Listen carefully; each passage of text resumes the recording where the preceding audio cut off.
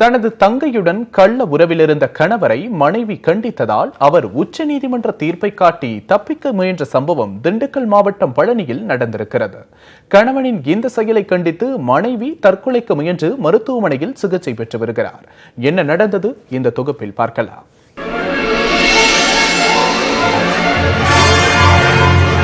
கள்ளக்காதலை தட்டி கேட்ட மனைவியை உச்சநீதிமன்ற தீர்ப்பை காட்டி தப்பிக்க முயன்ற அதிமுக பிரமுகர் இளையராஜா இவர்தான். அரசியல் கட்சியில் இருக்கும் இவர் தனது பொது அறிவை பயன்படுத்தி மனைவியை மிரட்டி தனது கள்ளக்காதலை தொடர்ந்தது எப்படி? திண்டுக்கல் மாவட்டம் பழனியை அடுத்த கோதைமங்கலத்தைச் சேர்ந்தவர் இளையராஜா. அதிமுகவை சேர்ந்த இவர் பழனி மீனவர் கூட்டுறவு சங்க இயக்குநராக உள்ளார். இவருக்கு தங்கவில்லம்மாள் என்ற மனைவியும் அயன் ஜெயராஜ் என இரு மகன்களும் உள்ளனர்.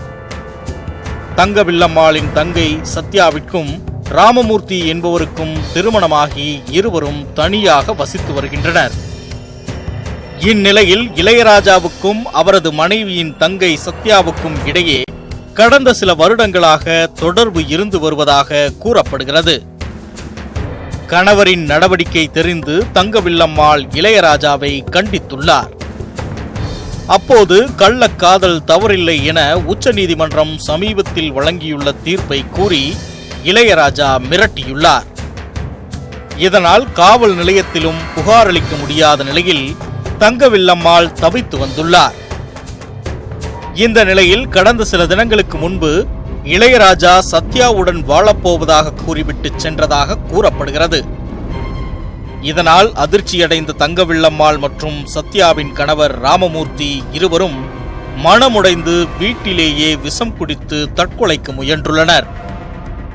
வீட்டில் மயங்கி கிடந்தவர்களை பார்த்த அக்கம் பக்கத்தினர் 108 ஆம்புலன்ஸுக்கு தகவல் கொடுத்து பழனி அரசு மருத்துவமனையில் அனுமதித்தனர். இந்த சம்பவம் குறித்து பழனி டவுன் போலீசார் வழக்கு பதிவு செய்து விசாரணை நடத்தி வருகின்றனர். இதனிடையே யார் யாரோடு வேண்டுமானாலும் வாழலாம் என்று சட்டம் இருப்பதால் யாரும் எதுவும் செய்ய முடியாது என தனது கணவர் மிரட்டல் விடுத்ததாகவும் தங்கவில்லம்மாள் கூறியுள்ளார். அவர்னாலதான் நான் இப்படி பண்ணிட்டு ஒரு பிள்ளைய கூட்டிட்டு போய் வச்சுக்கிட்டு விட மாட்டேங்கிறாரு. என்ன நீங்களாம் வேணாம், எனக்கு பிள்ளைக்கு எனக்கு பிறக்கல, நீ எனக்கு வேணான்னு சொல்லி என்னை ரொம்ப கொடுமைப்படுத்துறாரு.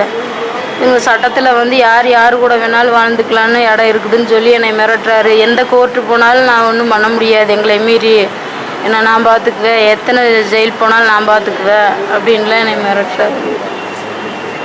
காசு எல்லாமே 10-20 லட்ச ரூபாய்க்கு மேலே நாங்கள் கடை எல்லாம் என்னை கழுத்தில் ஓட்டிருக்கிறது, காதில் ஓட்டிருக்கிறது எல்லாம் கலட்டி கொடுக்க எல்லாம் ஏமாத்திட்டுங்க. 4 பேர் அக்கா தங்கச்சி இது எல்லாத்தையுமே பிடிங்கிட்டு இப்படி ஓடிட்டாங்க சார். உச்சநீதிமன்றம் வழங்கிய தீர்ப்பை காட்டி அதிமுக பிரமுகர் மனைவியை மிரட்டிய செயல் கண்டிக்கத்தக்கது என்று கூறிய வழக்கறிஞர், தவறான வழியில் செல்லக்கூடிய ஆண்கள் மீது பாதிக்கப்படும் பெண்கள் வழக்கு தொடரலாம் என்றும் தெரிவித்துள்ளார். பொதுமக்களுக்கு நன்மை செய்யக்கூடிய தீர்ப்புகள் தான் உச்சநீதிமன்றத்தில் வழங்குகிறார்கள். அந்த அடிப்படையில் தான் பெண்களுக்கு எல்லாரும் எல்லா சுதந்திரமும் பெற வேண்டும் என்ற உத்தரவை வழங்கினார்கள். இந்த உத்தரவினை சிலர் தவறாக பயன்படுத்துகிறார்கள்.